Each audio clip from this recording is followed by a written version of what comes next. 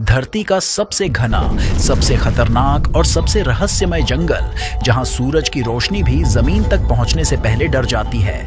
और इसी जंगल को पैदल पार करने का सपना देख लिया एक इंसान ने। इनका नाम है E.D. स्टैफर्ड और इन्होंने वो कर दिखाया जो आज से पहले किसी भी इंसान ने नहीं किया। लगभग 55 लाख स्क्वायर किलोमीटर में फैला अमेज़न जंगल, जहरीले सांप, आदमखोर कीड़े, भूख, बीमारी, बाढ़ और वो रास्ते जहां रास्ता नाम की कोई चीज ही नहीं थी। बिना किसी हेलीकॉप्टर, बिना किसी टीम सपोर्ट और बिना आधुनिक सुविधाओं के E.D. स्टैफर्ड ने इस पूरे जंगल को पैदल पार करने की ठान ली। लेकिन जरा रुकिए, क्या यह सफर इतना आसान था? बिल्कुल नहीं, क्योंकि दुनिया के सबसे बड़े जंगल को पार करने में E.D. स्टैफर्ड को लगे पूरे 860 दिन, यानी 2 साल, 4 महीने और 8 दिन। लेकिन इन 860 दिनों में इनके साथ जो हुआ वो किसी डरावने सपने से कम नहीं था। कभी जहरीले मेढक, कभी खून चूसने वाले कीड़े, कभी ऐसी जनजातियां जिनसे दुनिया आज भी डरती है। ऐसे जीव जिनका अस्तित्व अगर किसी और जंगल में होता तो शायद रोज सैकड़ों हादसे सुर्खियों में होते। लेकिन इनके सफर में अमेज़न जंगल का वो राज खोला जो आज से पहले ना किसी ने सुना था और ना किसी ने देखा था। इस वीडियो में हम जानेंगे कि अमेज़न जंगल आखिर इतना खतरनाक कैसे बना, क्यों यहाँ के जीव दुनिया के बाकी जंगलों से अलग और ज्यादा जानलेवा हैं, और जब E.D. स्टैफर्ड इस जंगल से बाहर निकले तो उन्होंने इंसानियत को कौन सी चौंकाने वाली सच्चाई बताई। वीडियो के अंत तक बने रहिए, क्योंकि ये कहानी सिर्फ एक इंसान के सफर की नहीं बल्कि जिद और ताकत की है।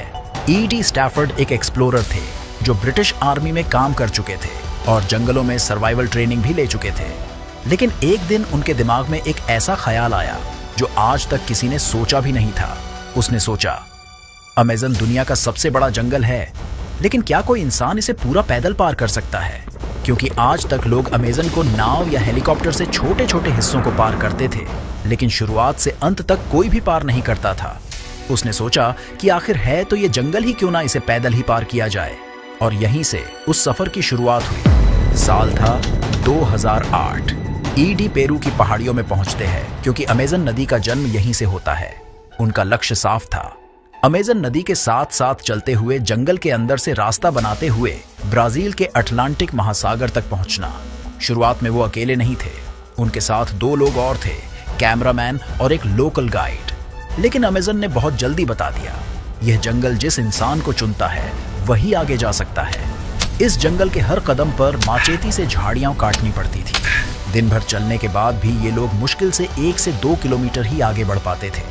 इस जंगल के घने होने के कारण सूरज की रोशनी जमीन तक पहुंचती ही नहीं थी, जिसके कारण हर तरफ नमी होने के कारण कीड़े, सांप और जानलेवा मच्छर इनका पीछा करते थे। कुछ ही दिनों में कैमरामैन और लोकल गाइड बीमार पड़ जाता है और वो एक एक करके लौट आते हैं। अब E.D. पूरी तरह अकेले थे। अकेले होने का मतलब था अगर बुखार आया तो मर सकते थे। हालांकि उनके पास एक सैटेलाइट फोन और एक GPS ट्रैकिंग डिवाइस था जिसे वो इमरजेंसी में इस्तेमाल कर सकते थे।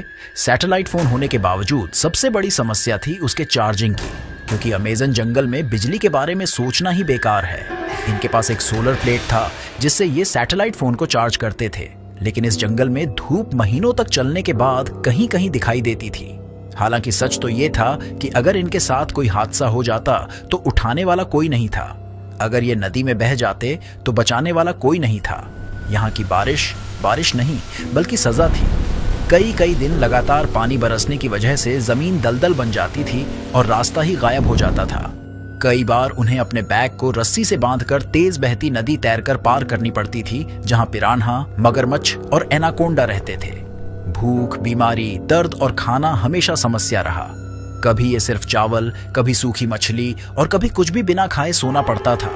पैरों में फोड़े हो गए थे, चमड़ी गलने लगी थी, झोंकें खून चूसती रहती थी। एक बार इनके शरीर का संक्रमण इतना बढ़ गया कि चलना नामुमकिन लगने लगा।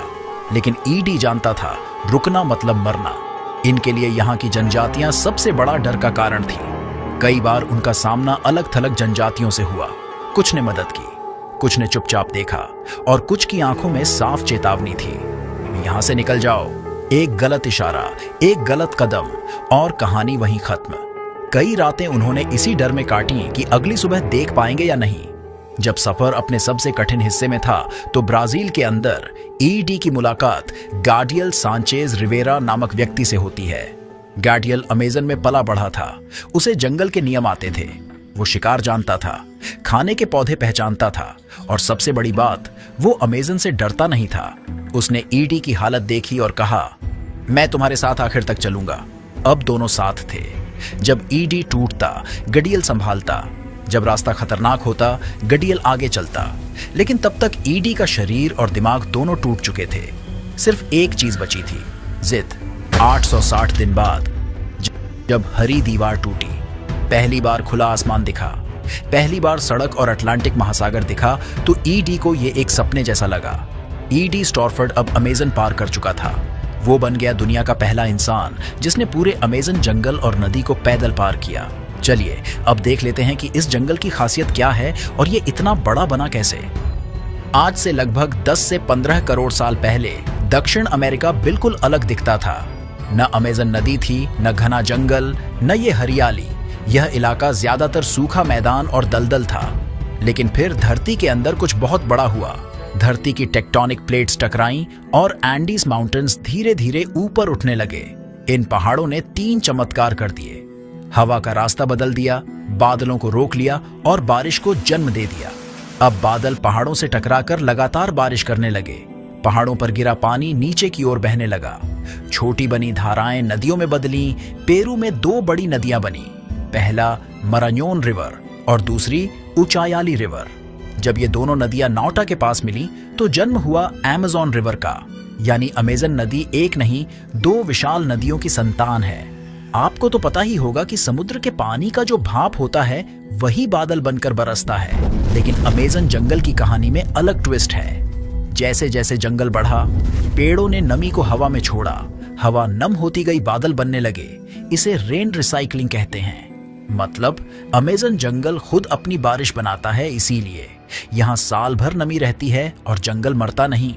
इसके विशाल बनने के पीछे एक नहीं बल्कि 1100 से अधिक सहायक नदियों का योगदान है। इन नदियों का पानी और बारिश का पानी पेड़ों को मरने ही नहीं देता बल्कि उनकी संख्या को लगातार बढ़ाता रहता है। इसीलिए यह जंगल इतना विशाल है। यह जंगल दिखने में हरा भरा है, लेकिन असल में यह जिंदा शिकारी है। यहाँ खतरा छिपकर नहीं आता। यह हर पत्ते, हर पानी की बूंद और हर सांस में मौजूद होता है। अमेजन में दिन और रात का फर्क समझ में नहीं आता। पेड़ इतने घने हैं कि दोपहर में भी अंधेरा लगता है। नमी इतनी है कि कपड़े सूखते नहीं, घाव भरते नहीं और शरीर हमेशा कमजोर रहता है। यहाँ इंसान थकता नहीं बल्कि धीरे धीरे गलता है। अमेजन की जमीन पर कदम रखते ही आप सांपों की दुनिया में आ जाते हैं। यहाँ ऐसे सांप हैं जिनका जहर कुछ मिनटों में दिल बंद कर देता है। कुछ ऐसे हैं जो काटते भी नहीं, बस चुपचाप लिपटते हैं और तब तक दबाते हैं जब तक सांस बंद न हो जाए। घास में कदम रखा और अगर आवाज नहीं आई तो समझिए चेतावनी नहीं मिलेगी। अक्सर हमारे और आपके घरों में पाए जाने वाले मेढक भद्दे और बिना जहर वाले होते हैं, लेकिन सावधान अमेजन में सबसे खतरनाक चीजें अक्सर सबसे सुंदर दिखती हैं। चमकीले रंग के मेंढक आपको इतना आकर्षित कर सकते हैं कि इन्हें छुए बगैर आप रह ही नहीं सकते, लेकिन इन्हें छूना मौत का न्योता जैसा है। इनके शरीर पर इतना जहर होता है कि एक छोटा सा स्पर्श कई इंसानों को मार सकता है। अमेजन में एक चींटी है, बुलेट एंट। इसके काटने पर लोग कहते हैं जैसे किसी ने गोली मार दी हो, लेकिन सच इससे भी बदतर है। इसका जहर इतना दर्दनाक होता है कि कई लोग दर्द से रोने नहीं, चिल्लाने लगते हैं। दर्द मिनटों का नहीं बल्कि कई घंटों तक रहता है और कुछ मामलों में पूरा दिन भी। अमेजन की कुछ जनजातियां मर्दानगी की परीक्षा के लिए इन चींटियों के दस्ताने पहनती हैं और अपने आप को इनसे कटवाती हैं, जो वाकई में हैरानी की बात है। कई लोगों का कहना है कि अमेजन जंगल में अगर सबसे ज्यादा और हर जगह पाया जाने वाला कोई जीव है तो वो मच्छर है। लेकिन इन्हें आम मच्छर समझने की भूल मत करना, क्योंकि इनका एक कांटा मलेरिया, डेंगू और पीला बुखार ला सकता है। अमेजन में सिर्फ जमीन नहीं, हवा भी खतरनाक है। यहाँ ऐसी मकड़ियाँ और कीड़े हैं जिनका काटना इतना दर्दनाक होता है कि लोग दर्द से पागल हो जाते हैं। कुछ कीड़े ऐसे हैं जो त्वचा के नीचे अंडे दे देते हैं। आपको तब तक पता नहीं चलता जब तक शरीर के अंदर कुछ हिलता महसूस ना हो। अमेजन की नदियां वैसे तो शांत दिखती है, लेकिन इन नदियों में उतरना मतलब खतरे को बिल्कुल दावत देने जैसा है, क्योंकि दुनिया का सबसे भारी सांप ग्रीन एनाकोंडा इस जंगल के जीवों को पकड़ने के लिए घात लगाए नदी के अंदर बैठा होता है। इसका शरीर इतना मोटा और भारी होता है कि एक बार लिपट गया तो निकलने का मौका नहीं मिलता। ग्रीन एनाकोंडा का शिकार आमतौर पर हिरण, सूअर, मगरमच्छ और बड़े जानवर होते हैं, लेकिन इंसान इसके लिए बहुत बड़ा नहीं है। अमेज़न में दर्ज कई घटनाएं बताती हैं कि अगर इंसान अकेला हो, पानी में हो, तो वह भी शिकार बन सकता है। अमेज़न में उत्तर दक्षिण समझ में नहीं आता। पेड़ एक जैसे, जमीन एक जैसी, आसमान दिखता नहीं। कई लोग सीधे चलते हुए भी गोल गोल घूमते रहते हैं और खुद को पहचान नहीं पाते। दिन में जो जंगल शांत लगता है, रात में वही जंगल जिंदा हो उठता है। हर दिशा से आवाजें आती हैं, कुछ चलने की, कुछ उड़ने की और कुछ ऐसी जिन्हें इंसानी दिमाग समझ नहीं पाता। नींद यहाँ दुश्मन है, क्योंकि सोते समय आप सबसे कमजोर होते हैं। अमेज़न जंगल के नीचे सिर्फ मिट्टी नहीं, बल्कि अरबों साल पुरानी चट्टानें हैं, जिनके अंदर सोना, बैक्साइट और रेयर अर्थ एलिमेंट्स होने की पूरी संभावना मानी जाती है। वैज्ञानिकों ने सैटेलाइट और जियोफिजिकल सर्वे से कुछ इलाकों में खनिज समृद्ध संरचनाओं के संकेत भी पाए हैं, लेकिन पूरे अमेज़न को कभी गहराई से एक्सप्लोर नहीं किया गया। इसकी वजह है घना जंगल, दुर्गम इलाके, आदिवासी क्षेत्र और यह डर कि ज्यादा खुदाई से धरती का सबसे अहम बारिश सिस्टम टूट सकता है। कई जगह जानबूझकर खुदाई रोकी गई है, क्योंकि अमेज़न सिर्फ जमीन नहीं बल्कि पूरी दुनिया की सांसों से जुड़ा है।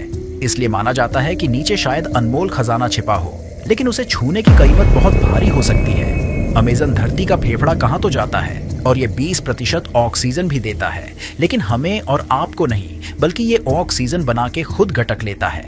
फिर भी अमेज़न हमारे लिए बेहद जरूरी है, क्योंकि यह धरती की बारिश और जलवायु को नियंत्रित करता है और अरबों जीवों का जीवन संभाले हुए है। यानी अमेज़न ऑक्सीजन से ज्यादा धरती के संतुलन और जीवन के लिए अनमोल है। फिर भी इंसान चोरी छुपे इसकी खूब कटाई कर रहा है। उम्मीद है आज का ये सफर काफी अच्छा रहा होगा। तो लाइक और सब्सक्राइब के साथ मिलते हैं अगले रोमांचक सफर पर।